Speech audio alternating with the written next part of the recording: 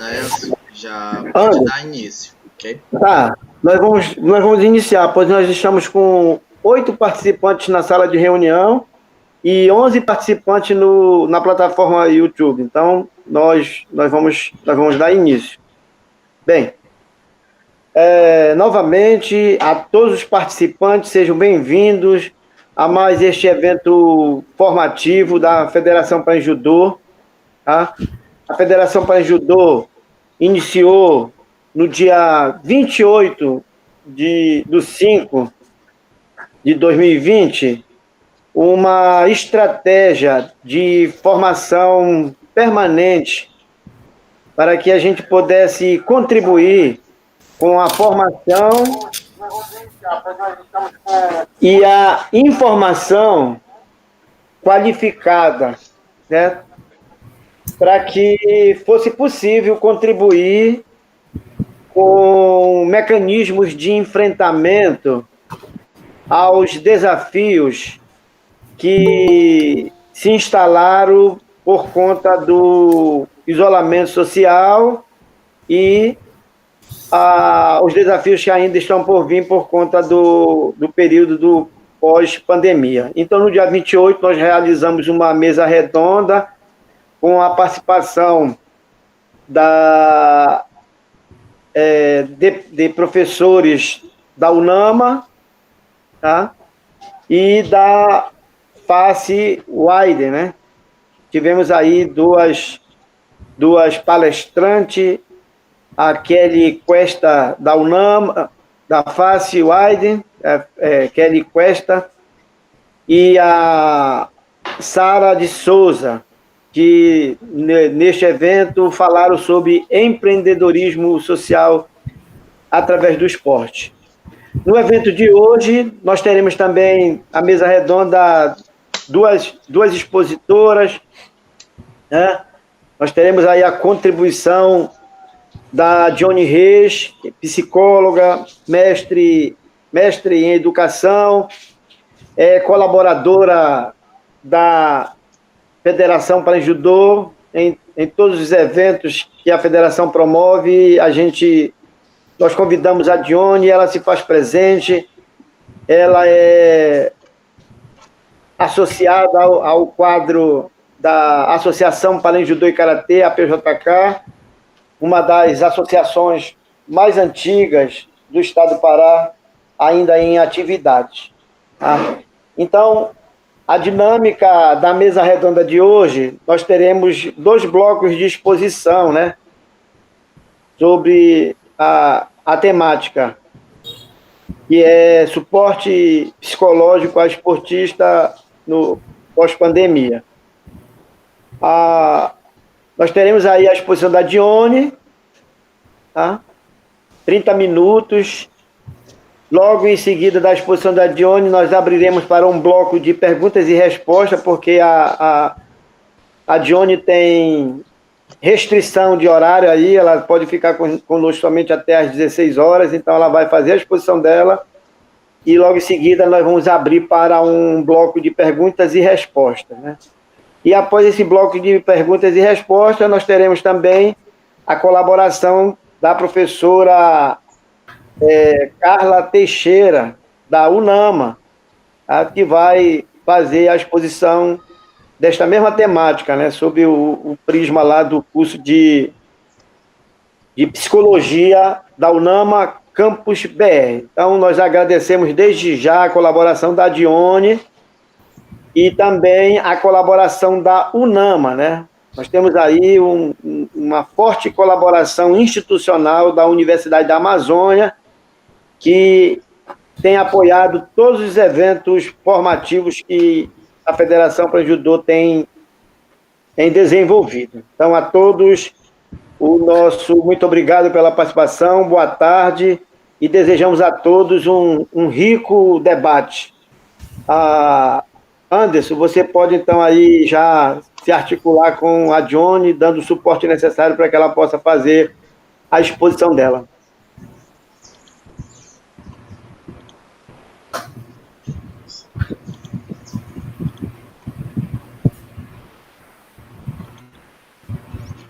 Eu acho que eu posso entrar, né? Vocês estão me ouvindo bem? Sim, professora. Bem Estamos claro. ouvindo. Pode iniciar. Ok. Bom, o Adelso já me apresentou, né? Meu nome é Dione, a minha ligação com o judô desde o nascimento, né? Nasci no ambiente do judô, através do meu pai e um irmão, na PJK, que há muitos anos funciona aqui em Coraci, né? Desde os anos 70 funciona aqui em Coraci. E sou psicóloga há 22 anos. Então, é um prazer para mim poder estar novamente aqui contribuindo, né, fazendo essa troca. Hoje o tempo está um pouco apertado mesmo, mas também não é um problema, está sendo prazer da mesma forma. E assim, essa temática trazida, né, que é o suporte psicológico a esportistas no pandemia. E aí eu optei por falar de um ponto, assim, que... Bom, é impossível a gente falar sobre esse tema sem falar em ansiedade, estresse, né? São muito ligados, são muito presentes na nossa vida no momento, isso aí é completamente inevitável. Mas a professora Carla, ela vai aprofundar um pouco mais sobre essa parte de estresse e ansiedade. Então, eu puxei aqui como matemática sobre os nossos hábitos adquiridos, né, nesse período da pandemia, benefícios e prejuízos, certo? E aí eu vou aqui buscar aqui, ó, passar um slide aqui para vocês. Deixa eu ver aqui.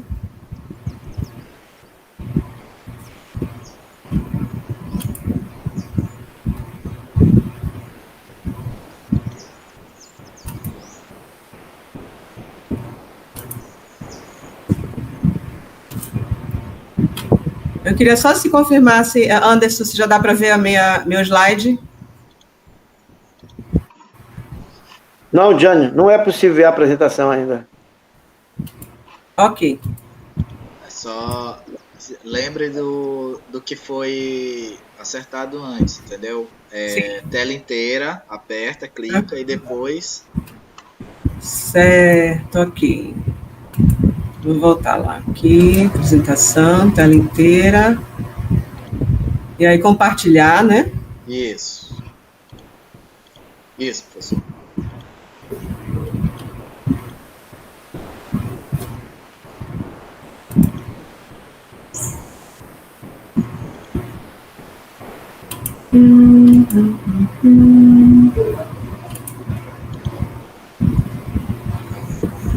Tela inteira, ok.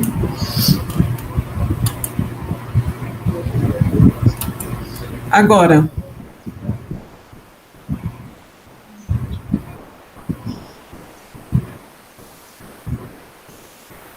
já dá para ver a minha tela do computador?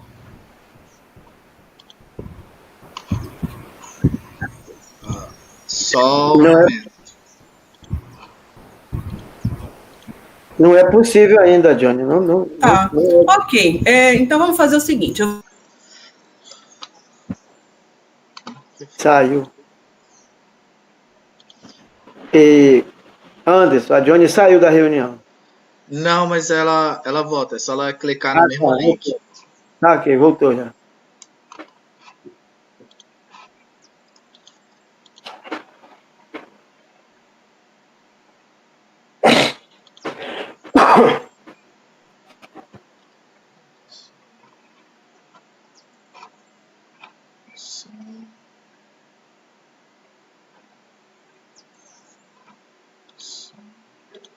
Professora, libere o som. Libere o microfone. Agora, ok? Ok, professora, tudo certo. Ok, tá bom, ok. Retornando aqui, dentro dessa temática, né, eu escolhi falar de hábitos adquiridos, falando dos benefícios e prejuízos, porque nesse período, que tem sido, sim, uma loucura, né, para todos nós, né, é uma experiência inteiramente nova, né, ninguém tinha passado por uma situação similar, acredito que no mundo inteiro, né, e na proporção que foi, o tanto de coisas que a gente ficou restrita a fazer. Então, é tudo uma grande novidade. Isso gerou muita ansiedade, né? E a ansiedade, ela é casada com o estresse. Então, não tem assim como dizer alguém está ansioso e não está estressado, né? a ansiedade e o estresse, elas estão juntas. Mas a professora Carla, ela vai aprofundar mais sobre essa questão aí. Quando eu falo nesses hábitos, benefícios e prejuízos, antes eu queria, assim, colocar, assim, que eu vejo, né, até a própria experiência clínica, eu tenho atendido, continuo atendendo, né, assim, online, né, atendimento clínico, tanto a particular como em rede voluntária. Então, a quantidade de pessoas muito grande e você vê, assim, dois grupos, assim, muito distintos, né? Tem aqueles que pegaram essa experiência da pandemia, do isolamento social, como um desafio muito grande, né? Um desafio muito grande, mas no sentido de tentar superar esse desafio. Então, buscar recursos pessoais e do meio para poder superar esse desafio. E não são poucas as pessoas que estão encarando dessa forma, como desafio no sentido produtivo, de crescimento. E tem as pessoas que não conseguiram, por diversas razões, enxergar dessa forma. E sim, e caem num estado assim, muito complicado de estresse emocional. Então, muito, muito complicado mesmo. E da forma como eu vou dividir aqui, em nenhum momento eu quero colocar assim, tem um grupo de gente que está legal e tem um grupo de gente que não está legal. Né? No momento, todo mundo, de alguma forma, está sendo sofrendo de alguma forma. Então, a quantidade de mortes que a gente já teve ao nosso redor, é muito difícil a gente encontrar alguém que não tenha experienciado a perda de alguém, um amigo, um conhecido, um vizinho, né? Um colega de trabalho. A questão da morbidez está muito presente, está ao nosso redor aqui.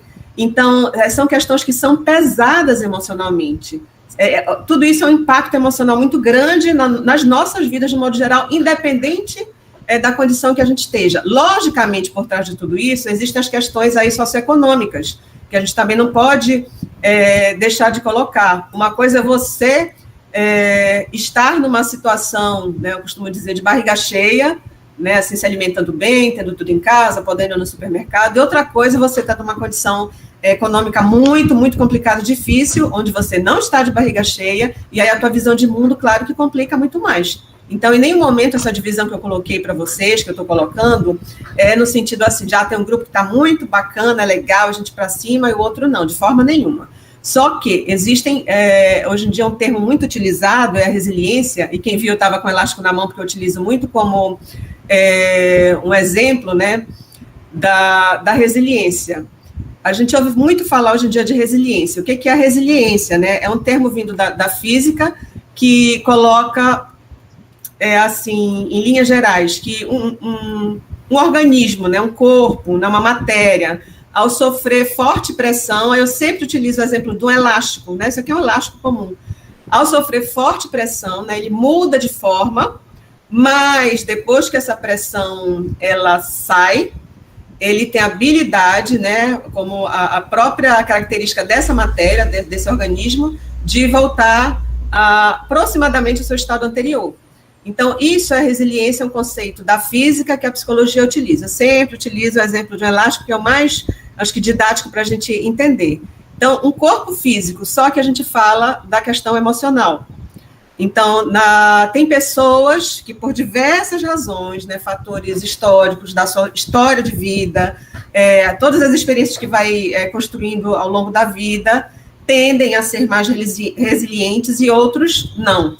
Então, eu observo que, para as pessoas que têm uma tendência maior à resiliência, esse período de pandemia tem sido um período, como eu falei, de desafio, mas tem sido muito produtivo, né? Se tem buscado muito aprendizado, se tem buscado informações novas, crescimento pessoal, enfim, muitas pessoas estão tendo uma maior aproximação com seus familiares por conta de estarem 24 horas praticamente dentro de casa. Então, as relações passaram a ser percebidas de uma forma muito diferente no sentido positivo, né? Percebido o que precisa ser melhorado, né? O que falta naquela relação entre casais, relação entre pais e filhos, entre irmãos.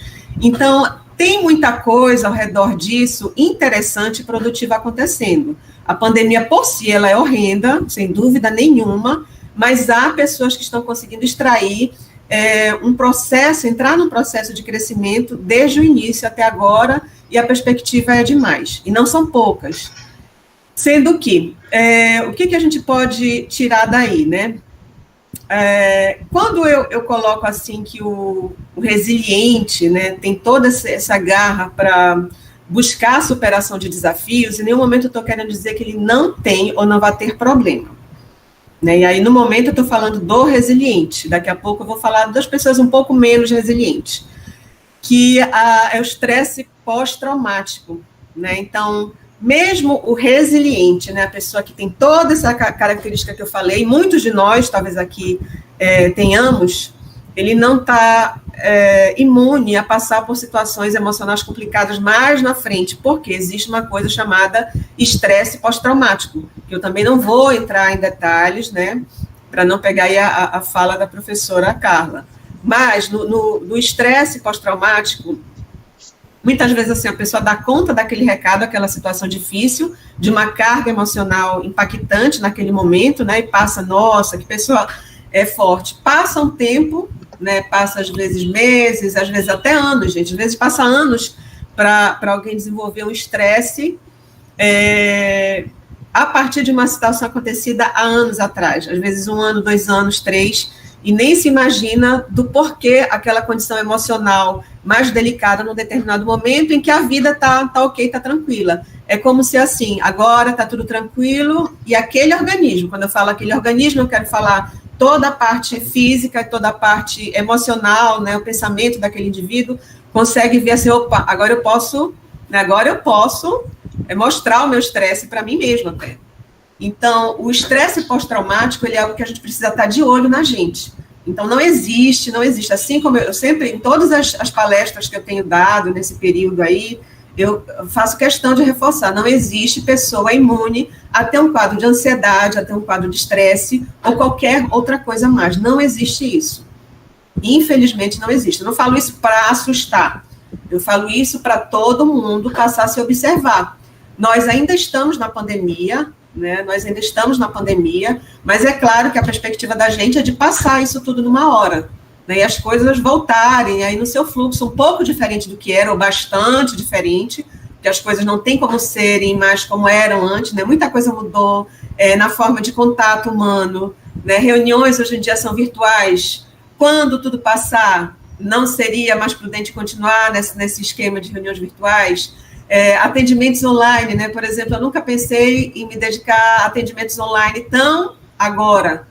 E, de repente, há 2 meses e meio atrás, quando começou, né, iniciou o isolamento aqui em Belém, né, aí surgiu a primeira oportunidade, me cadastrei no Conselho de Psicologia, e aí iniciei esse procedimento, né, onde a gente utiliza uma ferramenta que, para quem não está acostumado, é muito diferente. Então, o que eu quero colocar para vocês, assim, ninguém está imune a ter algo mais lá na frente. Repito, não falo isso para assustar ninguém, não é essa a minha intenção, mas sim para ficar em estado de alerta. Então, o que a gente precisa ter cuidado? Lembra que eu estou falando ainda das pessoas resilientes, né?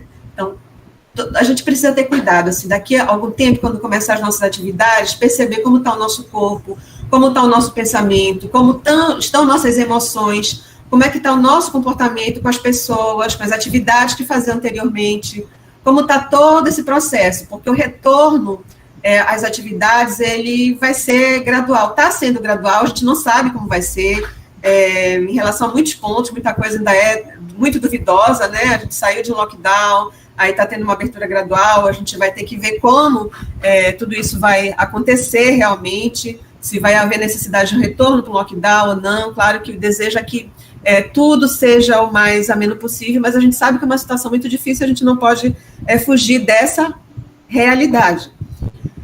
Então, assim como nenhum de nós está imune ao vírus, a gente pode ter as nossas precauções, né? A higienização de muitas coisas, hábitos de higiene que às vezes a gente nem tinha com tanta intensidade, passou a ter, tudo isso como precaução, mas ninguém está imune ao vírus. Da mesma forma, o nosso emocional, ninguém está imune a ter alguma questão emocional a mais que precisa se cuidar. A melhor forma disso é a autoobservação, a autoanálise. Uma coisa que eu quero, assim, colocar em relação eu coloquei aqui os menos resilientes, né? Porque falar assim, os não resilientes, parece que tem um grupo de bonzinho, de legal, e pessoas que não são legais, e não é nada disso. Como eu falei, Uma pessoa ser ou não resiliente tem a ver com a sua história de vida, tem a ver com a construção da sua personalidade, tem a ver com o seu contexto social. Então, é muita coisa que está em jogo. De nenhuma forma eu estou falando esse menos resiliente de uma forma pejorativa. Mas é um outro grupo que eu também tenho encontrado, né, pela frente, e eu confesso que, assim, pelo menos empiricamente falando, é em menor quantidade, que são as pessoas que acabaram, por alguma razão, estagnando nesse período da pandemia. Né, de alguma forma tiveram maior resistência à tecnologia, né, não buscaram se aprimorar, conhecer, enfim, procurar entender aí como as coisas acontecem e acabaram se isolando mais ainda. Nem sempre essas pessoas estão ligadas a um quadro necessariamente de comprometimento mental, no sentido de um transtorno de ansiedade ou uma depressão. Não necessariamente, embora também haja situações assim, deixando bem claro que nos casos de ansiedade, né, os transtornos de ansiedade, no caso da depressão, com todas as suas variações, são sintomas, né, que a pessoa desenvolve, que precisa de acompanhamento, precisa de tratamento, né? A pessoa não escolhe ser ansiosa, a pessoa não escolhe ter um transtorno do pânico ou uma depressão. Então, ainda é visto na sociedade por muitos, mas também que bom, porque também tem se quebrado muito, né, a ideia de, a pessoa está exagerando, a pessoa não. A pessoa que tem um transtorno de ansiedade ou um quadro depressivo, ela não escolhe isso. Ela não escolhe. Por conta de todo o seu histórico aí de vida, personalidade e tudo mais, envolve questões genéticas, envolve muita coisa, ela desenvolve esses sintomas e acaba limitando muito a sua movimentação de vida. Então, quando eu falo nesses menos resilientes, eu não estou falando necessariamente das pessoas com esse quadro, porque aí seria uma palestra à parte, né? Mas eu estou falando de situações de muita gente que ainda deu uma estagnada por medo mesmo de tanta coisa diferente acontecendo, sem necessariamente ter desenvolvido algum tipo de transtorno, mas estagnou, parou um pouco, né? Parou de produzir. E aí isso é um problemão grande. Sabe uma frase que eu acho assim, muito legal assim, hoje em dia? Tem se falado muito em assim, tá tudo bem não estar sempre bem, né? Tá tudo bem não estar tudo bem de vez em quando, ou algo assim parecido. E eu acho muito interessante porque a gente não está com aquela garra para estar lutando por tudo 24 horas, todo dia, todos os dias da nossa vida. Então, tem momentos que dá uma despencada mesmo emocional, né, uma desmotivada. Esse período que a gente está de crise, é muito importante que as pessoas procurem se perdoar pelos momentos que tem, assim, de, poxa, estou meio desesperançado, estou meio, sabe, para baixo. Isso aí é totalmente normal e precisa ser aceito, entendido realmente como algo que faz parte desse momento. Mas, né, para as pessoas que eu estou aí colocando de uma forma assim mais didática, né, chamando de menos resilientes, assim, eu quero deixar assim, bem claro que ainda dá para correr atrás de muita coisa, né? A gente ainda está nesse processo pandêmico, a gente ainda está em isolamento social, a gente ainda tem muita coisa pela frente, não tem como a gente saber quando tudo isso vai parar, né? A gente não tem como saber, as coisas vão abrindo gradualmente, mas ainda é tudo muito receoso, a gente está num processo pandêmico muito forte, muito intenso, ainda estamos aí no pico dessa pandemia, então as coisas não passaram, você tem ainda muita coisa para se abrir, né, abrir a mente, abrir o coração para correr atrás, buscar informação, tentar se aprimorar em algo, mas também assim, sem tanta cobrança, né, sem tanta cobrança mesmo, certo? Então, assim, é muito importante a gente pensar nesses dois grupos, né, pensar em qual deles a gente se enquadra, sem nenhum sentido de supremacia, eu sou daquele grupo dos resilientes, então eu sou, não, de forma nenhuma. Né? Lembra que eu falei que todos nós, qualquer um de nós, pode ter uma situação mais à frente. Então, nesse sentido da possibilidade de ter comprometimentos emocionais, assim, todos nós estamos. Aí, quando eu falo isso, tem gente, né, que às vezes pergunta assim, não, mas e psicólogo, como é, né?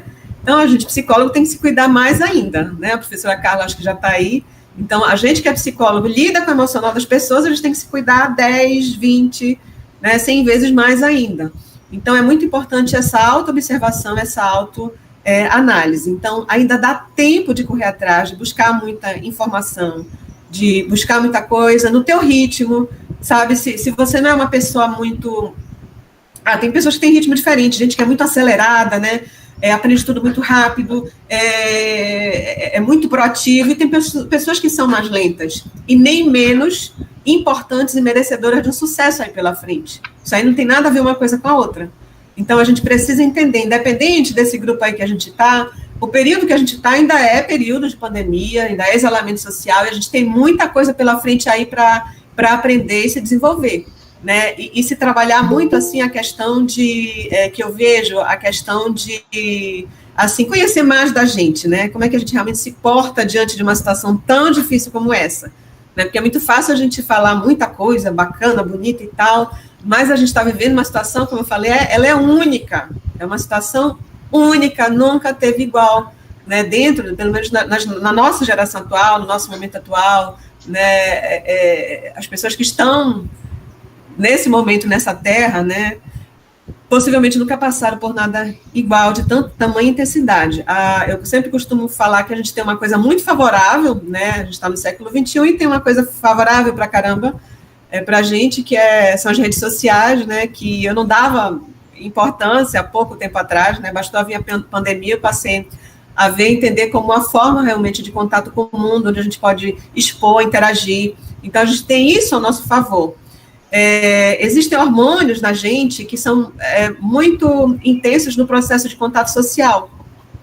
A oxitocina, por exemplo. Então, ela é um hormônio da sociabilidade, né? Então, ela acaba tendo em maior quantidade, assim, de um jeito bem saudável no organismo da gente, quando a gente está em relação social. A gente não pode deixar, a gente não pode se retrair. Então, se você que está aí do outro lado, de repente percebe que nesse período está muito retraído, né, procura interagir com as pessoas, através das redes sociais. Procura interagir com as pessoas. Né, procura falar com amigos que você não falava há muito tempo, estreitar laços com pessoas que você, de repente, não vê, aproximar mais ainda da família. Então, assim, nesse período, a gente desenvolveu alguns hábitos, né?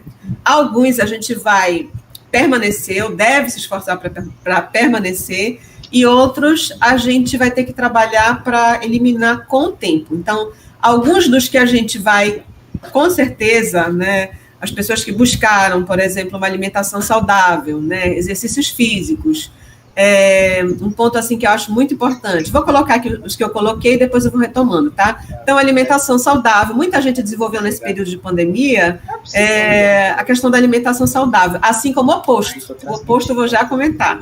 Exercícios físicos, muita gente que não tinha prática de exercício físico por não estar na mobilidade do dia a dia, né, na movimentação do dia a dia, buscou uma atividade física em casa, foi buscar informação, né, no YouTube e instrução para poder saber como funciona e fazer em casa para ter a mobilidade, uma melhor mobilidade. Maior proximidade com a família. Isso aí é uma coisa assim que muita gente tem colocado, que o isolamento acabou estreitando laços familiares, né? Pessoas que trabalhavam, ficavam o dia todo fora, longe dos filhos, de repente mais próximos, conseguiram criar um vínculo mais saudável. O oposto também aconteceu, claro. A prática de serviços online, né? Eu sou um exemplo disso, né? Ainda estou amarrada em muita coisa aí, né? Tem coisas que eu acho que agora entendi. Aí quando eu vou executar, só que é tudo assim um desafio muito interessante, muito legal. A questão é a gente se abrir, né? Abrir o coração, abrir a mente, como eu falei, para essas possibilidades. Aí com o tempo a gente vai dominando o que a gente precisa realmente dominar, como qualquer outra coisa na vida que exige prática. E a solidariedade, que é uma coisa que ficou muito forte, muito presente nesse período, né? O espírito de solidariedade em relação... Nossa, a gente vê aí, eu sei que não é só eu que vejo aí, vocês devem ter 1000 experiências, talvez estarem em situações, né, onde envolve a solidariedade. Então, está no período onde cada um oferece aquilo que pode. Às vezes você não pode oferecer dinheiro para a pessoa que está do teu lado, mas de alguma outra forma pode contribuir, pode ajudar. O oposto, né, aí são os pontos que a gente adquiriu, né, a gente parou para pensar e refletir, e que a gente deve manter, né, quando passar. E existem aqueles que a gente vai precisar ter muito cuidado, muito carinho, que entra realmente a parte de saúde, até saúde mental, né? Aí que uma delas por conta da ansiedade, muita gente desenvolveu quadros complicados com alimentação, né, distúrbios alimentares, muita gente comendo compulsivamente, né, por conta da ansiedade, aí já entra numa temática de ansiedade. Um outro ponto que a gente vai precisar ter muito cuidado com a gente, e é natural agora a gente ter, né? O medo de contrair a doença, o Covid-19, né? Então, a gente está aí no período em que o sair de casa não é mais uma coisa simples, né? Geralmente é programado. Quando a gente sai, esses dias eu estava conversando com uma sobrinha, e a gente, assim, trocou a mesma sensação de que a gente vai bem ali, a poucos quarteirões, e quando volta com desgaste de cansaço, como se tivesse ido para muito longe, pego um transporte, demorado muito, ficado o dia todo fora. Né? Quando foi um bem ali, coisa de 1 hora e meia para resolver questões de casa. Né? Então, a gente conversando sobre isso, eu me lembrei muito assim, aí está o desgaste emocional muito grande. Né? A gente está envolto numa situação de medo muito forte, medo de contrair uma doença, independente, gente, de quem. E aqui eu não estou falando assim, quem é mais ansioso, quem é mais propenso a ter uma hipocondria. Não é nada disso, estou falando nós, de uma forma geral. A gente está envolto numa situação de morbidez muito grande. Né? O que é morbidez? A ideia de morte ao nosso redor. Né? A ideia de doença ao nosso redor, que é real, não é fantasia de ninguém, uma coisa que existe. Então, é natural a gente ter esse receio, é esse receio também que faz a gente ter uma certa cautela, ele é importante, logicamente, se ele fica muito alto, medo muito alto, né, e aí já entra em quadros aí complicados. Aí, de novo, a gente vai acabar entrando na questão da ansiedade, eu vou deixar mais para a professora Carla, senão a gente vai montar conteúdo aí. Então, a gente precisa se policiar muito em relação a isso, ter muito cuidado com a gente. Então, essa saída, né, que eu não sair de simples, eu vou bem ali, resolver um assunto, volto, virou algo extremamente... Vocês estão me ouvindo? Sim, professora. Ok, a senhora tem mais 5 minutos. Ok. Então, essas situações, como, por exemplo, excesso de limpeza, né, que no momento é necessário sim, mas também a gente precisa ter uma cautela até onde está indo no limite daquilo que realmente é necessário quando a gente está extrapolando, e o depois da pandemia. Como é que a gente vai pegar esses hábitos, né? Eu coloquei aqui esses da alimentação irregular, o medo de contrair doenças, coloquei de modo geral, porque se você não se cuidar, vai ficar algo muito aberto, né, para o pós-pandemia, a gente precisa ter cuidado disso. E essa compulsão à limpeza também, que são pontos que podem desencadear no futuro questões aí mais complicadas de saúde mental. Então, a gente tem assim, a opção no momento. Ou a gente se cuida desde agora, quando eu falo se cuidar, se observar, ter aquele momento de lazer, sim, de prazer, durante o nosso dia, né? O que eu gosto de fazer? Né? Utilizar uns certos momentos para você descansar, relaxar, né? Dormir, né? Você também elaborar o que você pode modificar na sua vida profissional daqui para frente, né? E uma série de itens. Então, assim, a gente precisa pegar esses pontos e trazer como reflexão. Então, aqui não é nenhuma caixilha de né, ABC, o que dá certo completamente, o que não. O que eu estou convocando vocês, né, sugiro para a gente, né, é a gente se policiar, se observar. Então, no momento, é autoobservação. Essa autoobservação precisa ser agora e no pós-pandemia. Então, aquilo que é necessário agora, mais tarde a gente vai ter que diminuir a intensidade da limpeza para não se tornar algum transtorno aí, né? Tem vários transtornos ligados a isso, a irregularidade alimentar para não se tornar transtornos alimentares, né? São coisas que a gente já pode cuidar agora, não deixar para cuidar depois, né? E quem ainda não tinha parado para buscar esse desenvolvimento a mais, sim, correr atrás porque dá tempo. E sem se comparar com ninguém, no sentido, o fulano, ele está, olha, fazendo um monte de coisa, elaborando, aprendendo, você não tem que super, hiper, mega elaborar algo, não é nada disso, mas dá tempo de correr atrás de alguma informação que vai te favorecer no pós-pandemia, dentro da sua profissão, dentro dessas ferramentas, né, que é muita coisa para a gente aprender para quem não estava acostumado. Então, o meu convite para vocês é esse, né, se observar na boa, né, sem ser aquela coisa rígida, mas em que você pode melhorar dentro de casa com a sua família, em que você pode ou está melhorando, né, o que dá para fazer daqui para frente, no sentido das relações sociais, trabalho, elaboração de projetos para o futuro e tudo mais, certo? Anderson. Eu acho que a gente pode abrir para perguntas, né? Sim. Caso tenha algum comentário. Passar a palavra para o professor Adaelso, aí ele abre o bloco de perguntas. Ok. Antes de nós passarmos para o bloco de perguntas, eu gostaria de fazer referência aqui à participação do professor Ney Wilson Silva, gestor de alto rendimento da Confederação Brasileira de Judô, que está acompanhando este evento no YouTube. Então, professor Ney Wilson, sinta-se aí acolhido, fraternalmente acolhido pela Federação para Judô e os participantes deste evento. A partir de então, nós vamos disponibilizar para as perguntas, né? Abrir os microfones aí, certo? Então, basta levantar a mão quem quiser se pronunciar, né? Ou quem tiver alguma dificuldade para se pronunciar no microfone, poderá fazer no chat de bate-papo, né? Que aí eu repassarei as perguntas à doutora Dione, né? Então, a partir deste momento, nós damos iniciado o bloco de perguntas e respostas à exposição da Dione Reis.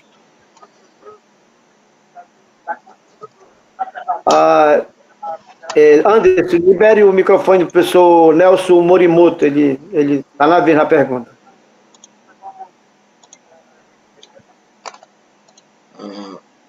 Professor, libere o seu microfone. É só apertar e ativar o microfone. Pronto? Sim. Dá para ver? Bom, gostaria, antes de mais nada, parabenizar a Dione pelas colocações perfeitas, né? Eu acho de extrema importância. E gostaria de abordar com você, né, para que você também comentasse, a respeito do seguinte. Eu tenho batido muito na seguinte tecla, né? Nós estamos lidando com uma geração, principalmente nós, a grande maioria dos professores, que lida com crianças e jovens, né? Na parte de instrução de judô, de educação, enfim. E essa geração que nós estamos lidando, que é chamada de geração Z, eu vejo que eles são muito passivos, certo? Os pais, eles estão criando muito esses filhos de uma forma muito presa, certo? Onde não dá a oportunidade para essas crianças crescerem, desenvolverem e até mesmo de aprender a se autodefender em todos os aspectos, né? E essas crianças hoje, eles estão como? Né? Eles estão lidando com uma situação de pandemia, que é uma coisa nova, uma coisa que, infelizmente, ainda não tem solução para ninguém. E eles estão acostumados o quê? A serem passivos. Tá? Então, existe uma necessidade muito grande por parte dos pais de super protegerem, né? Até mesmo de sufocarem os próprios filhos no intuito de proteger e causando isso o quê? Uma deficiência na própria criação, né? Porque que tipo de adulto que nós vamos ter daqui a alguns anos, certo? Se eles não aprenderem a se defender, se eles não aprenderem a lidar com situações adversas, tá? Se você puder fazer um comentário, alguma coisa a respeito disso, te agradeço.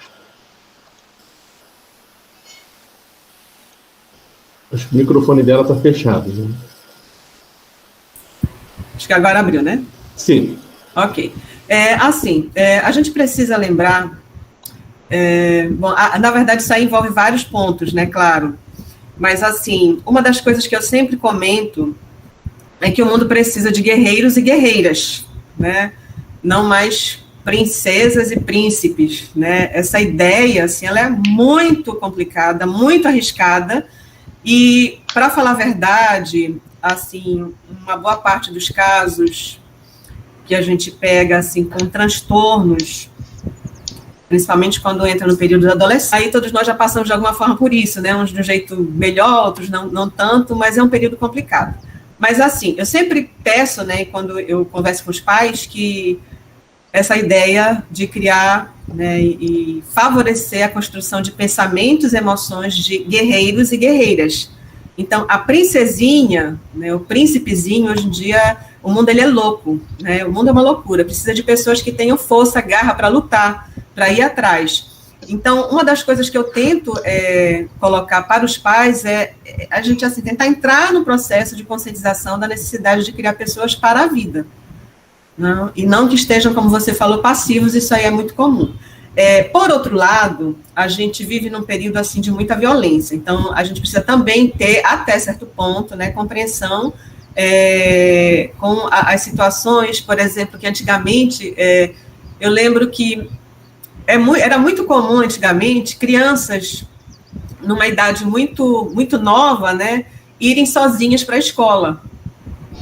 Hoje em dia você vê adolescentes acompanhados dos pais. A princípio a gente pensa assim, mas já é adolescente, está sendo acompanhado, o pai, a mãe que leva lá na porta da escola. Eu acho que não deveria ser assim, né, porque ele precisa ter autonomia, né. Só que tem situações de violência aí, assim, das mais bárbaras que a gente vê. Então, para quem é pai e mãe, eu nem imagino o que é isso. Só que a necessidade de buscar aí um meio termo, né? Entender que hoje em dia o mundo é mais violento, então não dá para soltar tanto quanto era antigamente, né? Nossa, há 30 anos atrás, né, 40, até acho que uns 20 anos atrás, a coisa era muito diferente, e hoje exige um cuidado maior e uma participação maior, né? Em termos de levar, trazer para a escola, proteger de um jeito que há muitos anos atrás não se tinha. Mas, por outro lado, é preciso, sim, trabalhar os pais no processo de conscientizar-se de que precisam criar homens e mulheres. Então, a criança ou adolescente de hoje vai ser um homem e uma mulher amanhã. Né? O menino e a menina de hoje, né, sendo trabalhado de um jeito muito passivo, né, muito esperando tudo cair do céu, vai ser um adulto, né, vai ser uma mulher e um homem passivo. Né, onde, às vezes, até numa entrevista de emprego, a gente vai entrevistar uma pessoa e vê que ela não tem iniciativa, né, para coisa alguma naquele momento, que não é só por conta de um nervosismo, é não ter desenvolvido habilidades para se movimentar, né, para se expressar, para se comunicar e uma série de outras coisas. Então, o que você está colocando, professor, é muito importante, sim. Né, não existe em poucas palavras, falar isso. O ideal é trabalhar com os pais essa ideia de guerreiros e guerreiras. Então, para quem está no mundo do judô, por exemplo, né, se tem a ideia, né, de artes marciais como um elemento dos samurais, que eram o quê? Guerreiros e guerreiras. Né? Existiam mulheres samurais. Então, guerreiros e guerreiras. Vocês que são da área de ensino mesmo do judô podem muito pegar essa alusão, né, dos samurais, ver lá a história dos samurais e trazer para os pais para entender a necessidade de uma criança ou adolescente saber utilizar as ferramentas que tem ao redor para a batalha da vida. Né? Que tal, assim, pegar por aí como uma forma alusiva de trazer esses pais a tomar consciência da necessidade que a vida é uma batalha louca, né?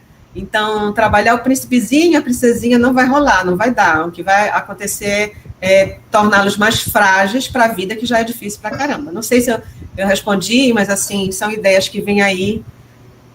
E aí, é por aí assim, professor, certo? Nós temos duas perguntas no YouTube, do professor Mário Célio e do professor Walter Amaral. Eu vou fazer aqui, vamos lá, a pergunta do professor Mário Célio. Certo. O professor Mário Célio, ele diz que trabalha com crianças num quadro de vulnerabilidade social. É professor de projeto social, Mário Célio Pinho. E ele pergunta como se deve agir com o aluno autista, né, nesse cenário aí de crise. Certo. Professor, assim, o autismo, ele é algo de alta complexidade, né? O que eu posso me dispor em outro momento, a gente trocar uma ideia a respeito disso, mas, em linhas gerais, é necessário conhecer como funciona o autismo, os vários tipos hoje em dia a gente chama de transtorno do espectro autista. Antigamente falava de autismo, síndrome de Asperger, e aí hoje em dia se colocou tudo num bolo só, falando numa linguagem mais simplificada, né? Mais simplificada aí, chamado transtornos do espectro autista. Quando a gente fala espectro, a gente quer dizer nuances daquele mesmo tipo de transtorno. Então, existe aquele grau mais leve, onde tem situações que você nem percebe, existe o médio, existe o grau mais avançado. E cada pessoa que tem, né, o transtorno do espectro autista vai ter uma personalidade específica, né, vão ser únicos também. Então, não existe assim, o que funciona com um pode não funcionar com o outro. Lógico que existem proposições gerais para trabalhar com autista, mas você precisa conhecer o que cada um gosta, o que cada um tende a sentir. Por exemplo, uma coisa que a gente já cai por terra aí, se coloca muito, não, o autista não gosta de contato físico. Você vai encontrar autistas que adoram contato físico, né? São pegajosos, chegar, abraçar, gostar de carinho, você coloca no colo, faz um carinho. Então, isso aí vai variar muito. Então, tem muita ideia que é muito mito em torno do autista. Então, o que eu posso me propor é depois a gente trocar alguma ideia mais aprofundada, já que você lida, tem alunos autistas e é difícil de lidar assim, até para a gente que é profissional, às vezes é difícil lidar, envolve a questão familiar, a compreensão da família, o quanto a família entende aquele transtorno ou não, e você, como professor, é importante entender as nuances desse transtorno e os detalhes para poder ter uma ideia de como agir assim. Não sei se você já tem material, né, já tem bastante informação sobre isso ou não. O que eu me proponho é depois a gente trocar uma ideia em relação a isso, né, de uma forma assim geral, mas que com certeza pode ser legal aí para o teu trabalho, tá? Temos mais uma pergunta aqui, agora do professor Walter Amaral, do Paraclube, né? Antes da pergunta, eu só queria informar a todos que eu fiz um breve resumo da exposição da Dione na plataforma YouTube, né? Então, os pontos mais relevantes da palestra, eu fiz um resumo e está postado no YouTube. Bem, o professor Walter Amaral, do Paraclube, ele quer saber se o reforço do pensamento positivo é uma estratégia de enfrentamento ao processo leve de estresse causado pela pandemia. E também lhe dá os parabéns pela palestra de hoje. Obrigada, professor Walter, né? Bom, eu precisaria saber exatamente o que você quer dizer com o reforço positivo, porque daí, do pensamento positivo, poderia estar falando de psicologia positiva, poderia estar falando de várias coisas aí, mas de um modo geral vou pegar como eu entendi, já que a gente não vai ter assim muito tempo, né, para esmiuçar isso aí. Existe uma área aí, né, uma teoria dentro da psicologia, algo mais recente, né, chamado de psicologia positiva. Na psicologia positiva, o que se procura trabalhar são os pontos favoráveis da personalidade da pessoa, né, da personalidade de um indivíduo, melhor dizendo. Então, os pontos favoráveis e dali dá um reforço, né, dali enaltecer, realçar. Claro que eu falando assim de jeito simples é a coisa mais complexa, né, bem mais complexa, mas sim, se a forma como você está colocando é como eu entendi, e como eu falei, a gente não vai conseguir esmiuçar muita coisa aí, é extremamente importante, né, dar um reforço para o pensamento positivo. Então, se o indivíduo tem ideias, comportamentos favoráveis, né, para o seu desenvolvimento, pensamentos, emoções, isso precisa ser realçado, né? Isso tanto nas situações de pessoas que estão com algum transtorno ou não estão com nenhum, não tem transtorno nenhum. Então, pegar aquelas situações favoráveis, né, positivas, do comportamento, pensamento, ações, as falas produtivas que a pessoa tem e transformar isso em algo, né, enaltecer essas características do indivíduo. Não sei se é por aí que você está colocando, mas a princípio eu digo que sim, positivo que você falou, né?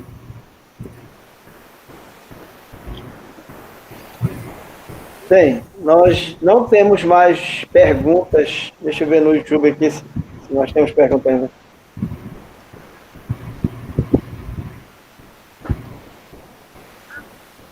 Nós não temos mais perguntas para Dione. Então, a gente vai encerrar esse bloco de perguntas e respostas. Gostaríamos de agradecer a Dione novamente pela sua disponibilidade, a sua colaboração para com as iniciativas da Federação para Judô, né? E dizer que o audiovisual nem fez falta, viu, Dione? Que bom! A palestra foi tão brilhante, né? As suas exposições, apesar de você ter apenas tocado em alguns fatores de mais destaque, né?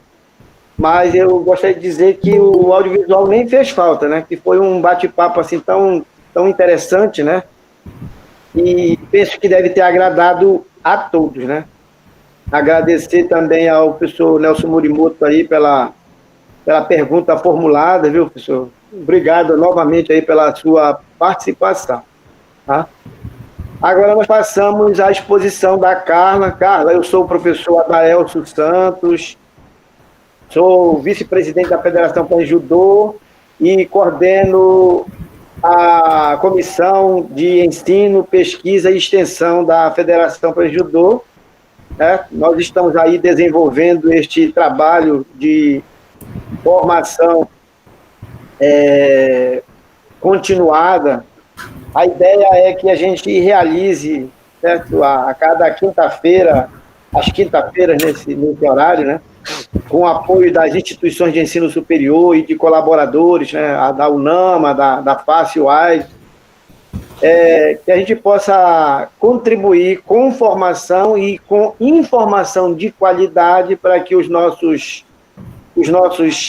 associados, né, o nosso quadro associativo possa aí desenvolver mecanismos para o enfrentamento dessa questão do isolamento social e também do pós-pandemia. Tá? Então, sinta-se fraternalmente acolhida pela Federação Pan-Judô Carla Teixeira, da UNAMA, Campus BR, grande colaborador institucional da Federação. Tá? E a palavra agora está com você para que você possa fazer a sua exposição. Eu e o Anderson TI, que você já conhece, vamos estar interagindo com você no bloco de perguntas e respostas, tá ok? Fique à vontade, então. Obrigado. Boa tarde, professor Adaelso. Tá me ouvindo bem? Tá tranquilo o meu áudio? Estão? Sim, professora. Estamos... Obrigada, Anderson.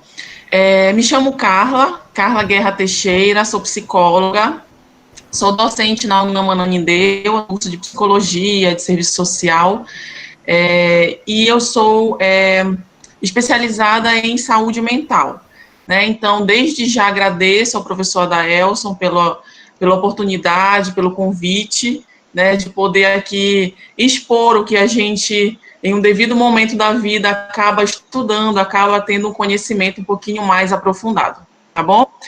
Boa tarde a todos que estão aqui, espero que o nosso bate-papo seja muito tranquilo e seja muito prazeroso.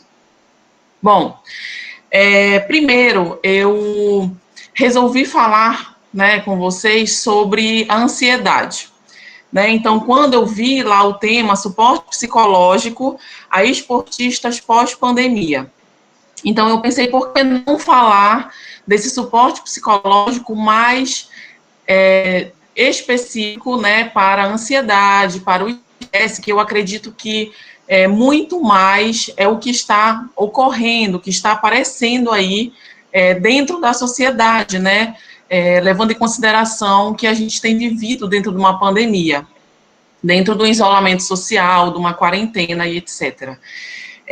Então, primeiro, eu acredito que é muito importante nós entendermos qual o conceito de ansiedade, né, o que conceitua a ansiedade. Então, eu trouxe para vocês aqui, não vou colocar, mas eu posso ir citando para vocês, assim como a professora fez, que a ansiedade, ela está diretamente ligada a uma preocupação intensa, né, excessiva e persistente, e também medo de situações cotidianas. Então, eu entendo que é muito comum a gente acabar não conseguindo distinguir qual o conceito de necessidade, de ansiedade, qual o conceito de medo. Então, às vezes, a gente costuma dizer, não, fulana não está ansiosa, ela só está com medo, né? Então, como que a gente compreende que isso começa a se distinguir? O medo, ele age como uma resposta emocional a uma ameaça iminente, uma ameaça real. Então, por exemplo, eu tenho medo de aranha no momento em que eu vejo aquela aranha, né? Uma ameaça percebida. Enquanto a ansiedade, ela já aparece para a gente em uma antecipação de uma ameaça futura. Então, por exemplo, eu não estou vivendo aqui esse fenômeno que me traga medo, ele vai ocorrer amanhã, ele vai ocorrer semana que vem, mas eu já começo a sofrer, né? Eu já começo a apresentar ali um desequilíbrio emocional referente a isso, tá? Então, o medo, ele é com muito mais frequência associado a uma questão de luta ou fuga, né? Então, aí, vocês que estão muito mais ligados à questão do esporte, à questão aí física, né? Talvez consigam entender isso muito mais fortemente, quando existe aí, por exemplo, as grandes competições, né? Em que os alunos entram nesse medo, nessa ansiedade por a competição que vai ocorrer na próxima semana. Mas aquele medo de luta e de fuga acontece no dia, quando está presente aquela possível ameaça, né? Então, esse comportamento muito mais de ansiedade, ele já, por exemplo, se apresenta para a gente como uma preocupação, né? Uma preocupação iminente por algo que não está ainda apresentado a mim. Então, como que eu vou lidar com isso é o que me faz me diferenciar, por exemplo, das minhas ações e dos meus comportamentos.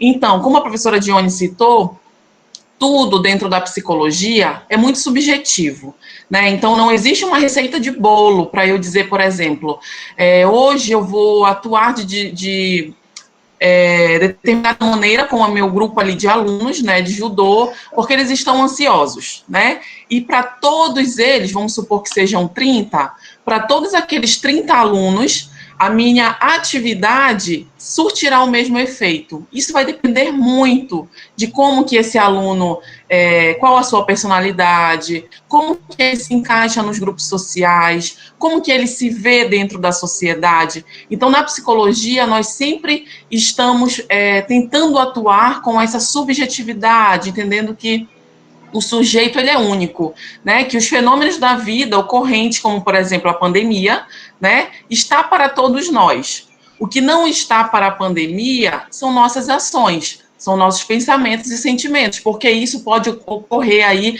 de trilhões, né, diversos motivos e diversas formas de serem colocadas para esse fenômeno. Então, eu preparei aqui, por exemplo, para falar para vocês sobre os caminhos, sabe, que se colocam como gatilhos para essas ansiedades ocorrerem. Então, eu sempre costumo dizer também para os meus alunos que todos nós somos ansiosos. Isso faz parte, isso é natural, né? Isso até é possível de se ver como algo que nos ajuda, que nos auxilia.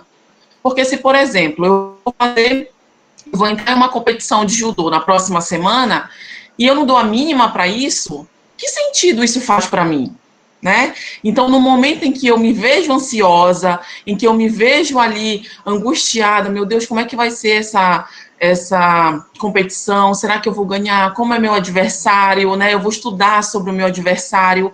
Então, isso se coloca dentro de uma ansiedade por algo que ainda vai acontecer. E me leva, por exemplo, para estudar sobre isso, né, para me preparar muito mais quando esse fenômeno, quando esse objeto estiver de frente a mim, tá? Então, por exemplo, a gente pode pensar que os caminhos para essa ansiedade podem ser óbvios, tá?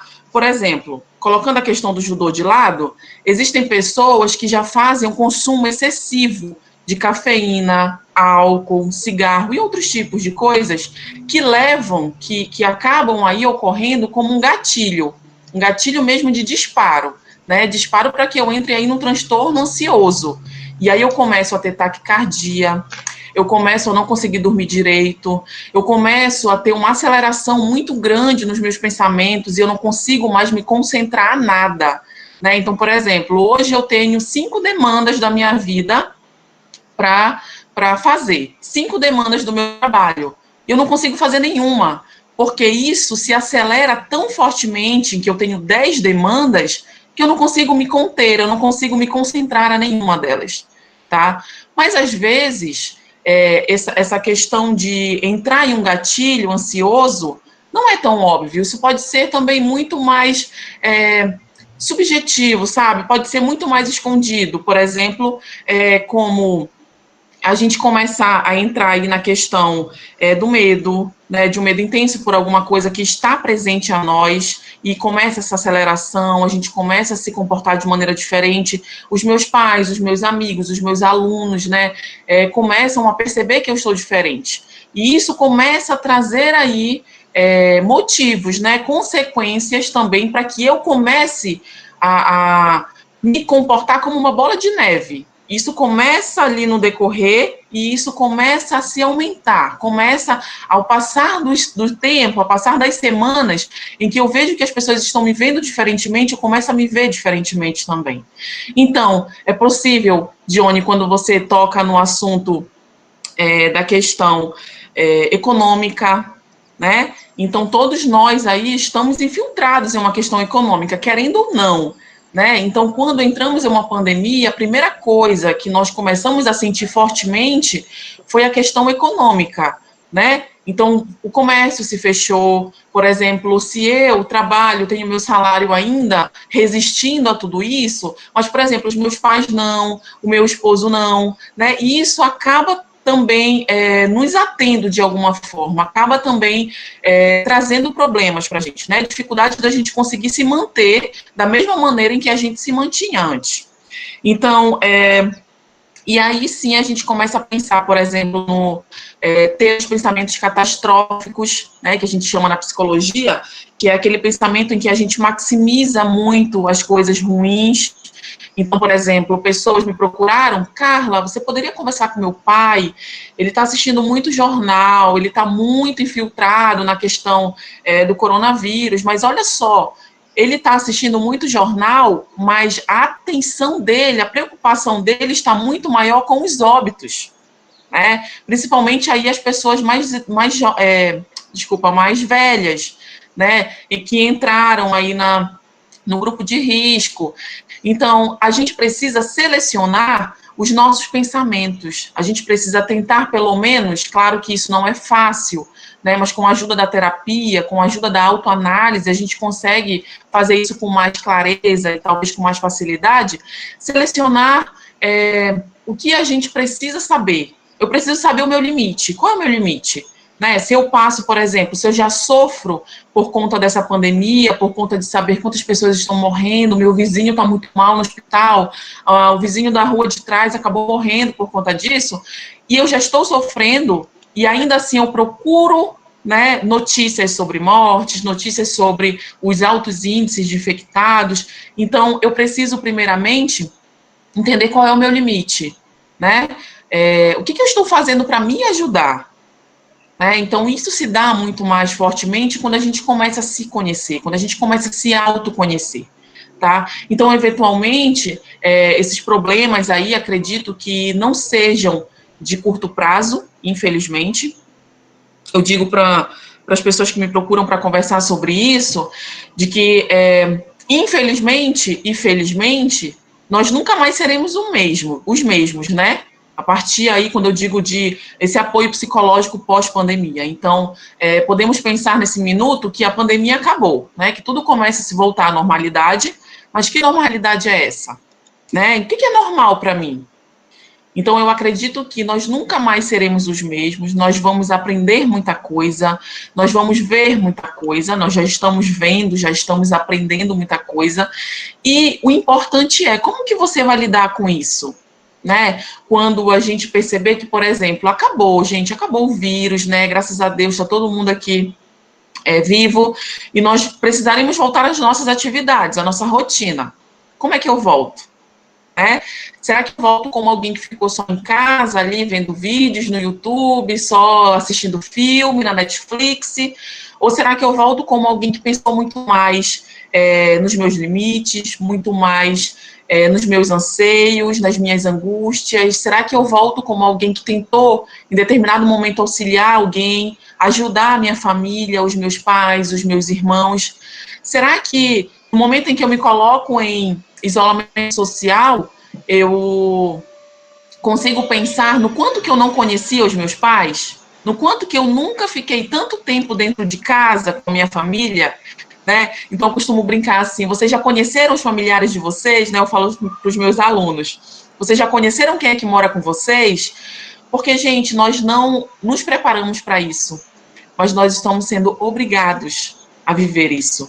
E a forma como a gente vai viver isso é o que vai mostrar que nós somos. tá? Então, por exemplo, eu posso me dedicar muito mais aos meus familiares, eu posso me dedicar muito mais aos meus estudos. Então, quanto tempo faz que você não termina de ler um livro em que você diga, caramba, eu queria tanto ver o segundo capítulo desse livro, né, porque foi tão legal. Quanto tempo faz que você não ouve a sua música preferida? Ah, Carla, eu só escuto música quando alguém chega e coloca a música, ou quando coloco ali na rua de casa, mas a minha música preferida, eu nem lembro qual é, faz tanto tempo que eu não escuto, né?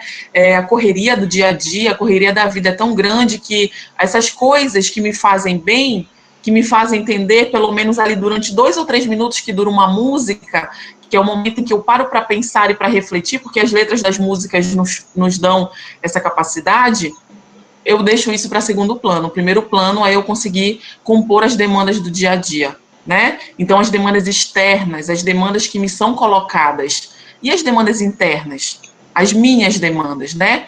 Em qual momento é que eu vou conseguir acompanhar e conseguir viver isso, tá? Então, eu trouxe para a gente verificar aqui alguns pontos principais sobre a ansiedade.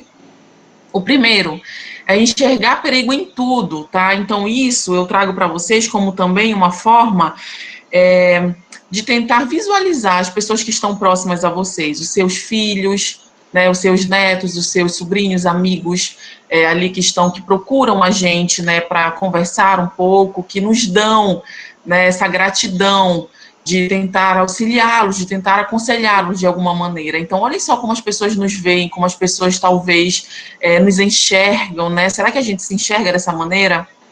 Então, quando as pessoas começam a enxergar perigo em tudo, né, um perigo, assim, extremo na sua vida, sobre tudo que elas estão verificando no mundo aí, a gente precisa ter um alerta. A gente precisa ficar em alerta. Então, esses indivíduos, por exemplo, essas pessoas, né, que começam a superestimar tudo, tudo é muito excessivo. Por que, por exemplo, os óbitos fazem um boom tão grande, né? Quando eu vejo, claro que eu não estou aqui desmerecendo, né, a questão do óbito, a gente perde vidas, infelizmente foram perdidas muitas vidas, né? Chegamos aí a mais de 30 mil em relação ao país, mas, gente, são pessoas também que conseguiram vencer o vírus, que conseguiram vencer o coronavírus. Eu até anotei aqui, são mais de 120 mil pessoas que conseguiram vencer, né? Aí um dado que eu verifiquei ontem. Então, graças a Deus, né, que existem pessoas que estão conseguindo vencer isso. Como que fica aí o psicológico dessas pessoas? Elas conseguiram vencer o físico, mas e o psicológico e o emocional? Então, nós estamos aqui para tentar propor uma melhor qualidade de vida, uma melhor proporção de lidar depois disso, depois de uma pós-pandemia ou até durante uma pandemia, né, porque ainda não acabou. Outra coisa que eu quero citar para vocês, que o tempo passa tão rápido, né, é um outro ponto, assaltar a geladeira, né, ou descontar a preocupação no docinho. Então, precisamos também ter um olhar aí, uma visibilidade muito forte sobre como que nós estamos lidando com essa ansiedade relacionada à questão da alimentação, né, relacionada às pessoas que estão aí com problemas emocionais, pessoas que antes da pandemia já sofriam por ansiedade. Eu tenho alguns amigos que tomam remédio para apresentar um trabalho na faculdade, né, eles tomam ali um remedinho para acalmar, um calmante, para eles talvez se sentirem muito mais confiantes para apresentar um trabalho na faculdade. Então, eu fico pensando, como que essas pessoas estão conseguindo lidar em decorrência de uma pandemia, né? Então, que soluções elas estão procurando, que estratégias? O que a gente precisa se colocar é procurar estratégias mesmo para lidar com isso, até porque eu tenho no meu entendimento que isso não será para sempre, né? Isso já termina, já será só uma história que a gente tem para contar, que a gente viveu. Então, a gente precisa encontrar estratégias para lidar com isso enquanto ainda não termina. Tá? Outra coisa interessante são as alterações do sono. Precisamos ficar atentos também aos nossos horários, né? Pessoas que estão aí com imensas dificuldades de dormir, episódios muito intensos de insônia, principalmente vésperas de reuniões importantes, né? Reuniões ainda online, como a professora Dione que citou, que tudo agora é online, então a gente precisou se reinventar, a gente precisou aprender muita coisa, né, para continuar aí nesse círculo social, para continuar mantendo a nossa vida normal, né, normal entre aspas, assim, e a gente precisa pensar em determinadas soluções, pensar em motivos que nos fazem aí se colocar a pensar sobre como nós estamos lidando com isso. Outro ponto importante é sofrer com a tensão muscular, né? Então, eu achei legal citar sobre isso, quando a gente fala de atletas, né, de pessoas que estão há anos, há 20, sei lá, 30, 40 anos, ali em uma situação muito proativa, né, dentro do esporte, que tinham uma rotina muito intensa, uma rotina não só de horários, mas uma rotina mesmo física, né, de o tempo todo estar ali, pelo menos uma vez ao dia, se colocar fisicamente para isso, para estar muito mais próxima, né, da sua atividade física, e essas pessoas que de um tempo imenso eram total proativas, do dia para a noite foram colocadas dentro de casa, né? Então, precisaram estar dentro de casa, precisaram se manter aí emocionalmente e fisicamente de maneira totalmente diferente do seu dia a dia, da sua rotina. Então, isso, levando em consideração a questão dos esportistas, né? De vocês também que são professores há muitos anos, já tem essa questão muito mais próxima, mas dos alunos que começaram agora, né, por exemplo, quantas pessoas não começaram 2020 pensando, esse é o meu ano, né, no judô, esse é o ano em que eu vou conseguir, eu vou entrar ali, vou conseguir as minhas expectativas, eu vou conseguir colocar tudo que eu preciso. Então, como que isso não foi colocado enquanto uma rasteira, né? Foi preciso parar tudo o que estavam fazendo.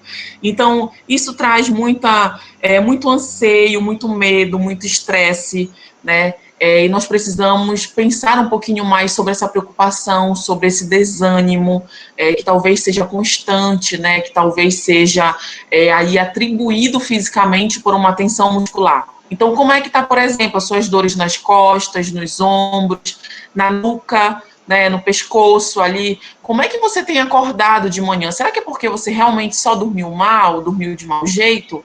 Ou será que isso é trazido psicologicamente dentro de uma ansiedade, de um estresse, talvez do dia vivido anterior? Né, e aí você dorme, quando seu corpo relaxa, na manhã seguinte você acorda ali com uma tensão muito forte, né, uma tensão na nuca, e isso para a gente acaba passando, eu vou tomar um remedinho, isso é físico.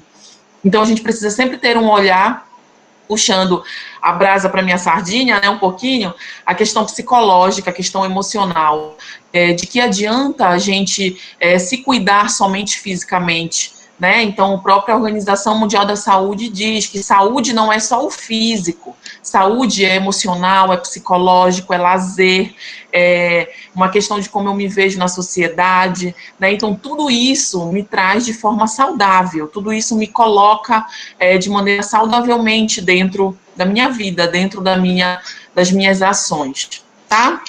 Outro ponto que eu trouxe para vocês é se preocupar em excesso. Tá? Então, nós estamos muito preocupados com o futuro, todos nós. Eu sou psicóloga, a Dione é psicólogo, mas eu tenho certeza que isso bate aí nessa tecla todos os dias. Como é que fica o nosso futuro de saúde, o nosso futuro econômico, né? Então, nós todos estamos totalmente preocupados com isso. Mas como eu vou lidar com isso, como eu talvez esteja cuidando de mim? Tá? Então, a manutenção da minha saúde mental, a manutenção aí, por exemplo, de como que eu consigo também dar às pessoas, de como eu vou cuidar da minha família, se mostra aí como talvez um pensamento positivo, né, que foi até uma pergunta de um professor para a Dione. Enquanto esse nosso pensamento positivo possa nos ajudar, com certeza isso nos ajuda muito, né, porque se nós nos entregarmos a essas preocupações em excesso, como que nós estaremos no futuro? Né? Então, essas preocupações excessivas podem se apresentar para a gente de forma totalmente direta, como, por exemplo, dores fortes de cabeça, úlcera, né? Ou mesmo que é o que a gente está tratando aqui diretamente num transtorno de ansiedade, né? Uma palpitação cardíaca muito forte, eu não consigo pensar, o meu pensamento é muito acelerado, eu não consigo me concentrar a nada, né? O estresse, e podendo, inclusive, afetar o nosso sistema imunológico também, tá? Que são, assim, coisas muito mais interessantes quando a gente começa a pensar do que mais se apresentou diretamente dentro da pandemia, tá? Então, eu estava fazendo uma pesquisa ontem e eu verifiquei uma pesquisa da Universidade Estadual do Rio de Janeiro, em que eles fizeram uma pesquisa com 23 estados, né, brasileiros, e a depressão dobrou, tá? Foi uma pesquisa lá no dia 15 de maio. A depressão, gente, dobrou o número, os índices de pessoas depressivas dobraram durante o isolamento social.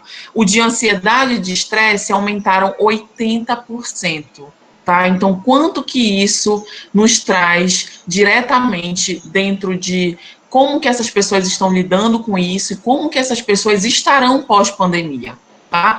Não relacionando somente aos atletas, mas a uma questão geral, uma questão aí nacional, tá? Então, gente, não precisamos falar somente de sintomas de ansiedade, nós podemos falar sobre estratégias, né? Então, eu não preciso trazer para vocês só quais são a visibilidade do transtorno ansioso, né, da questão ansiosa, mas a gente pode pensar sobre estratégias. Então, eu trouxe para vocês, por exemplo, as sessões de psicoterapia, né, que a psicoterapia, a análise, a terapia, como a gente conhece muito mais no senso comum, traz para a gente um processo de auxílio, um processo de ajuda, né, em que essas pessoas que sofrem de ansiedade, eles estão ali baseados numa relação muito mais dinâmica, de mim com o meu psicólogo, né, de mim com alguém que não me julga, de mim com alguém que me ajuda, que me ouve, que me deixa ser quem eu sou. Então, eu sempre cito, a questão da família, dos amigos é fundamental, é muito importante nós estarmos para ajudar os nossos familiares, os nossos filhos. Às vezes, uma simples palavra da gente dizer, meu filho, como é que você está se sentindo hoje? Né? Pode mudar o dia de alguém. Poxa, meu pai nunca me perguntou sobre isso. Talvez ele me pergunte de uma forma muito superficial, mas diretamente perguntando como é que eu estou hoje, talvez isso nunca tenha acontecido comigo. Então, isso pode melhorar o meu dia, isso pode transformar a minha vida daqui para frente, isso pode transformar o modo como eu lido com meu pai, o modo como a gente conversa, tá? Então, esse diálogo entre mim e o ambiente também é muito forte. Eu sempre tenho dito para as pessoas que me procuram, procurem fazer coisas que vocês gostam, né? Se vocês gostam de plantas, procuram pesquisar mais sobre plantas, plantem muito mais. Então, a gente precisa também ser aberto a essa questão ambiental que nos ajuda e que nos auxilia fortemente, tá? Então, aí, nessa questão da psicoterapia, o psicólogo e o paciente trabalharão nessa questão do aumento do autoconhecimento. Então, eu vou lá para tentar me conhecer.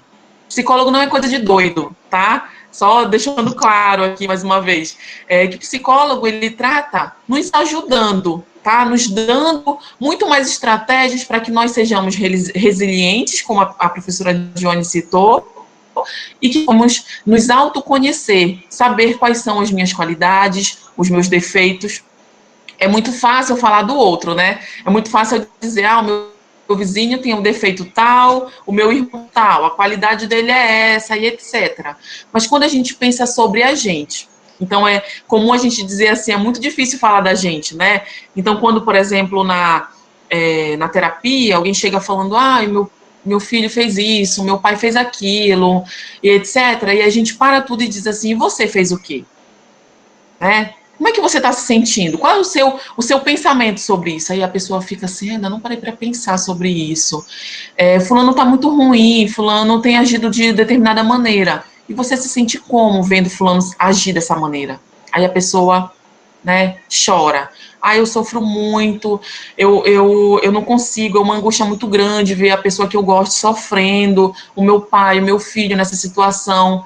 Então, é muito mais dinâmico a gente conseguir trazer esse autoconhecimento para essa pessoa, para ela poder também ajudar. a pessoa com que ela chega com aquela demanda, com que ela chega ali com as mãos cheias, né, de dizer, tá aqui o problema, mas talvez muito mais quando eu me ajude, eu possa ajudar também essa pessoa, né? Então, essa questão aí da gente se autoconhecer é total, fundamental, tá bom? Outra coisa é a prática de atividade física, tá? Que eu acho legal também citar aqui sobre controlar a ansiedade. Então, reserve um tempo para você fazer uma caminhada rápida, né? Por exemplo, mesmo que seja ali na rua da sua casa, claro que com toda a higienização necessária, né? Tomando todos os cuidados. Você pode fazer dentro de casa. Existem hoje tantas possibilidades na internet que nos colocam para fazer exercícios, sei lá, no sofá, na cadeira, no quintal de casa, né, até mesmo com nossos próprios filhos, né, então essa proporção de prazer dentro da atividade física com certeza nos ajuda imensamente. E levando em consideração a isso também fortalece o nosso sistema imunológico, né, a questão aí de vocês sendo muito mais diretos dentro do esporte, claro que acabam entendendo, né, que a arte marcial, ela fortalece o nosso físico, fortalece o nosso emocional, além de desenvolver, né, aí o nosso sistema imunológico muito mais e nos prevenindo, né, de doenças cardiovasculares, obesidade, etc., que a gente sabe que acontece quando as pessoas praticam atividade física, tá? Sem contar que a gente começa a pensar no bem-estar, né, da gente se sentir muito mais valorizado aí dentro da sociedade. Outra coisa, ouvir música, tá? Então, relaxar, extravasar, expressar aí na questão de ouvir música, interiorizar, né? Descansar a nossa mente ouvindo músicas também nos traz, por excelência, como um elemento terapêutico, né? Até mesmo conhecido como algo medicinal, né? E não possui contraindicações, tá? Vocês podem ouvir todas as músicas. 5 minutos. Oi. Mais 5 minutos. 5 minutos, tudo bem. Obrigada, Anderson. Então, eu trouxe também para a gente os pilares da autoestima, autoaceitação. Aceitem quem vocês são, tá? Sejam felizes consigo mesmos, se respeitem, respeitem o tempo de vocês e o momento que vocês estão. Autoconfiança, né? Mantenham uma postura positiva em relação às suas próprias capacidades e desempenhos. Não tentem, como a professora Dione disse, se compor ao outro, né? Pensar, fulano está fazendo e eu não consigo. Aceitem quem vocês são e pensem nas suas competências, né? Eu sou competente por isso e por aquilo. Eu não preciso pensar diferentemente por conta de que outra pessoa pensa diferente também, tá? E eu trouxe para a gente aqui para finalizar tudo, né? Uma frase que eu achei muito legal: pensamentos conduzem sentimentos, sentimentos conduzem ações, que conduzem os nossos resultados. Então, para vocês aí que são atletas, né, que estão muito mais envolvidos nessa questão, com certeza o nosso sentimento, o nosso pensamento consegue conduzir muito mais os nossos comportamentos e as nossas ações. Tá bom? Acho que é isso.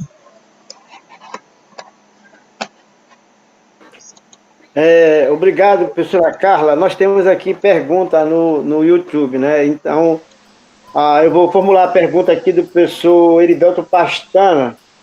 Mas antes da formulação da pergunta, eu gostaria de registrar a participação do sensei Altair Araújo, da Escola Nacional de Judô, tá? que está acompanhando o evento no YouTube, né?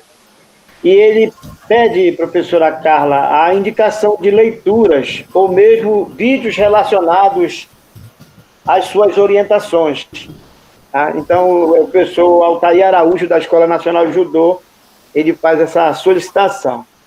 O professor Herivelto Pestana, ele formulou a seguinte pergunta: o esporte está na expectativa de retorno. Como trabalhar os aspectos psicológicos de nossos atletas? Bom, professor Herivelto, seguinte, eu consigo pensar primeiro de que realmente essa questão esportiva, né, nos traz, a gente trabalha pensando em um retorno, pensando aí em algo que me retorne positivamente.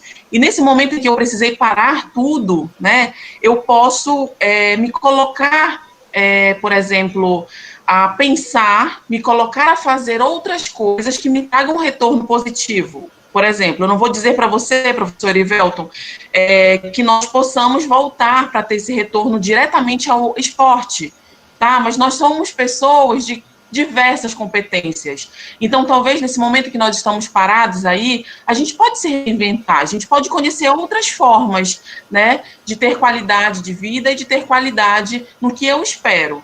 Então, essa questão de tentar se conhecer, de tentar descobrir novas habilidades, então eu consigo, primeiramente, pensar sobre isso. Então, a nossa natureza do cérebro, professor, ela não comporta vazios, né? Então, se durante toda a minha vida eu me coloquei para o esporte, e nesse momento em que eu preciso fazer um corte nisso, eu me sinto esvaziado, né, de algo que eu sempre fiz. Então, a gente precisa compor esse nosso cérebro de outras coisas, e isso vai depender muito do que eu gosto, depender muito do que eu espero, né? Então, por exemplo, você pode descobrir outras competências, como pintar, como escrever letras de música, poesia e etc. Tá bom? Obrigado, professora Carla. Nós temos a pergunta no YouTube do professor Mário Célio. Ele diz que ele costumava dormir às 22 horas e agora está dormindo por volta de 1h da manhã e acorda todos os dias às 6 da manhã. Ele pergunta, isso é ansiedade? Como fazer para voltar como antes? Professor, possivelmente isso possa estar se apresentando como uma ansiedade ou mesmo como um estresse. Então, assim, é difícil eu lhe dizer o que você precisa fazer, porque eu preciso saber como que você está agindo na sua rotina, né? Por exemplo, se a sua rotina está sendo, por exemplo, como antes, era muito mais cansativa, hoje não é tanto, então o teu corpo já não precisa muito fortemente do sono mais cedo, né? Então isso vai depender muito de como você está levando essa sua rotina, para que esse sono se apresente muito mais tardiamente. Mas é possível que a gente comece a fazer essa autoanálise. Pesquise na internet aí artigos científicos sobre autoconhecimento, sobre quem eu sou, como é que eu posso me portar diante de índices, né, de insônia, e aí com certeza isso vai lhe ajudar, tá bom? Professor Adaelso, você disse que o professor Altair perguntou sobre um livro. Eu queria saber sobre indicações de livros, vídeos, sobre o que você abordou. Tá, olha, no YouTube é muito mais fácil dele achar, então ele pode pesquisar um pouco mais sobre como lidar com ansiedade, o que é ansiedade. Um livro muito interessante, que acho que talvez ele possa gostar, A Arte da Guerra, tá? A Arte da Guerra. Tem uma citação muito legal que ele diz o seguinte: a compreensão do ataque direto e indireto é facilitada pelo conhecimento do território de batalha. Então, quando a gente conhece o território em que nós iremos batalhar, o ataque fica muito mais compreensível e muito mais forte. E é muito mais fácil da gente conseguir vencer. Tá? Professora Carla, eu sugiro que depois você me envie o seu contato de e-mail para que eu possa repassar ao professor Altair Araújo. Tá? Sim. E, de repente, ele quer ter acesso às suas referências, porque ele coordena uma importante escola de formação, que é a Escola Nacional de Judô. E, de repente, essas referências podem ser importantes para ele. Então, eu gostaria que você depois me passasse o seu contato de e-mail para que eu pudesse passar ao professor. Claro, pode deixar. Ele manda pelo WhatsApp, tá? Ok, obrigado. Nós não temos mais pergunta. Eu faço o seguinte questionamento. Professor Nelson. O professor Nelson Morimoto, então. Pode formular, professor, sua pergunta. Pode falar, professor. Rapidinho, só gostaria de colocar o seguinte. Antes de mais nada, um abraço ao Altair, nosso grande amigo aí de Brasília. Né? Ô, Carla, você estava falando a respeito dessa questão da ansiedade, dessa questão da mudança, na verdade, que está todo mundo passando, né? Eu vejo o seguinte quadro: o povo ele passou durante muitos anos, né, de uma forma engessada, de uma forma de uma criação onde tudo vinha pronto, certo? Existia um modelo, a ser seguido, né? A educação funcionava assim, o sistema familiar funcionava assim, o sistema profissional funcionava assim, a educação e assim por diante, tá? E a grande dificuldade que eu estou vendo no ser humano hoje, tá? Principalmente aqui no Brasil, porque o Brasil é um sistema extremamente engessado ainda, basta ver esse problema político que nós estamos tendo, certo? É que agora o ser humano ele precisa se tornar um ser pensante, certo? Descobrir novas saídas, descobrir, né, mecanismos onde ele possa contornar essa dificuldade, que hoje a dificuldade momentânea é a pandemia, certo? Mas só que essa dificuldade ela vai se transformar em outras dificuldades, porque mesmo quando acabar a quarentena, a pandemia, vai ter o problema do mercado de trabalho, certo? Vai ter o problema de volta às escolas, a questão da reintegração social, certo? Nós vamos ter muitos e muitos casos de pessoas com problema de depressão, com problema de síndrome do pânico, né? Então vai ser um novo senso comum que todo mundo vai ter que aprender a lidar. E o ser humano, tá, ele não está preparado para lidar com essas mudanças. Eu até estive vendo uma palestra nessa semana, onde a pessoa ela disse uma coisa muito interessante, né? Que após crises, principalmente crises de saúde, gripe espanhola, guerras, né? No caso do Japão, tsunami, terremotos e assim por diante, é gerado, né? É criado um senso entre a população que eles precisam se reinventar. E o Brasil não passa por isso, tá? Porque todas as crises que tem são crises sociais que acabam sendo abafadas por questões políticas ou de interesses financeiros, certo? E a população ela não consegue lidar com esses tipos de dificuldade. Então, a população brasileira ela foi muito acostumada a quê? A receber tudo pronto. Tanto é que quando surgiu essa ideia do auxílio emergencial, todo mundo achou que já tinha arranjado a solução para a vida deles, né? Então, essa forma de pensar, essa forma de recriar, né, ou até mesmo de criar esse novo senso, eu acho que seria interessante ser abordado. Totalmente fundamental o que você está falando, essa questão sobre isso. Então, nós, por exemplo, tínhamos o horário de acordar, porque a gente precisa estar no nosso trabalho determinado horário, então tudo era muito organizadamente, né? Então, quando eu entro numa empresa, já sei o horário de entrada, o horário de saída, o horário de almoço, então tudo é colocado para a gente em formas, né? Como você diz. E quando isso se dilui, que eu preciso fazer isso no momento em que eu estou dentro de casa, com a minha família, com o filho pequeno, né, cuidando ali dos afazeres domésticos e etc., isso se traz para a gente como uma questão totalmente